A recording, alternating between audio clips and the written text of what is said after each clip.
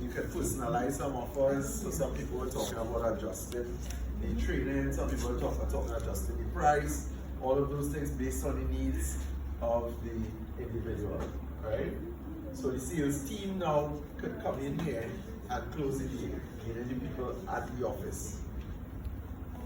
So you're no longer just putting out information, now you start building that personal seller, personal connection. Right? Once you get the person to purchase, for the retention, that's where you build in loyalty programs. You give exclusive access, exclusive offers only for past customers, right? You have surprise or delight campaigns, you give gifts and you let people know we appreciate you, right? We're not only focusing on taking your money, but we also show appreciation. That tends to build loyalty. So for example, you can offer a tiered loyalty program where customers earn points for every time they do training, and you can redeem that point at different places, or they can get free merchandise. Maybe they can get a free like first aid kit, and so on, right? So that really helps kind of build a loyal following. And then if we have to move to the final level, we're talking about advocacy. What can we do to get people talking, right? So referral programs, incentivizing people to make referrals. So every time another company purchases based on your referral, you could probably get a discount, you probably get some points to redeem, etc. Recognition programs.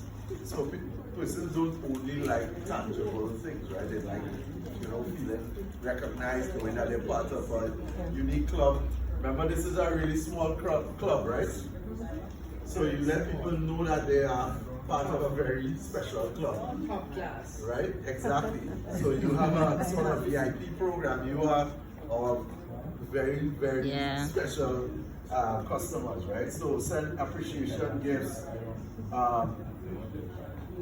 Have exclusive events where they are the only ones that are invited, right? That gets people talking, and you know what? That causes fear of missing out from other persons who were not invited, right? They want to get into this special group.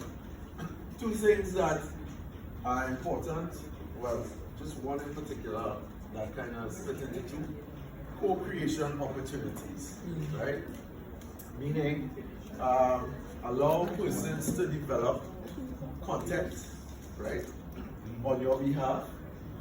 Like, so instead of you doing posts, you let persons develop posts on your behalf. And one that is often underutilized, customer advisory board. So you see how we were discussing what the training should look like?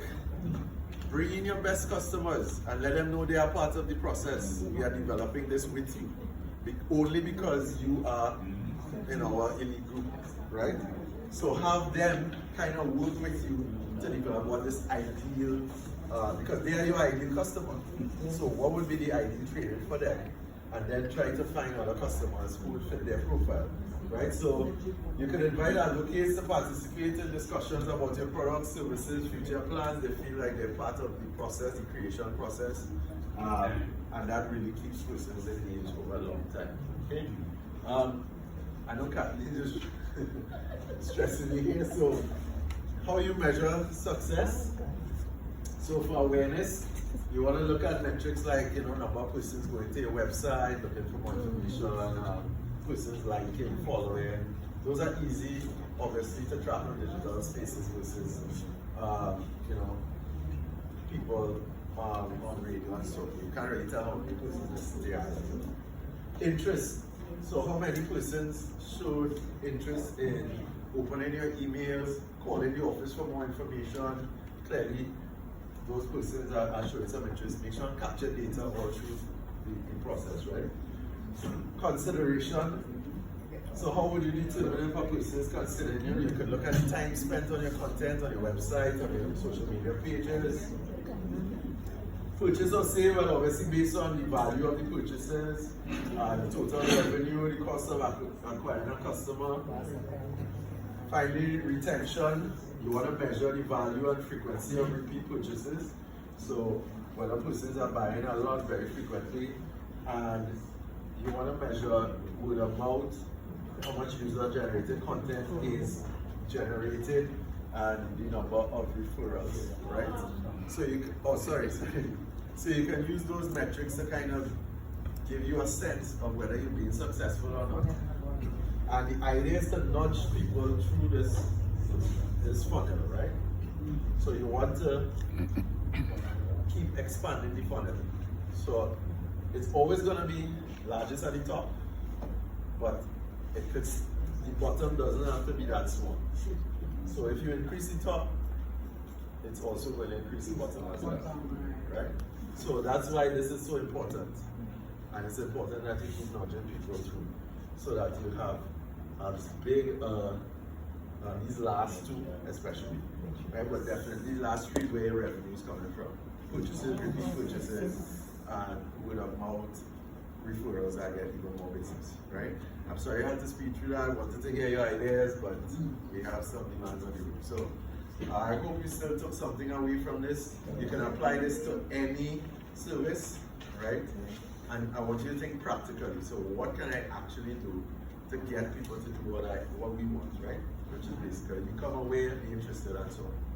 Okay, so thank you for your attention. Wonderful audience today. We'll be here all week, so if you want to come back, right? But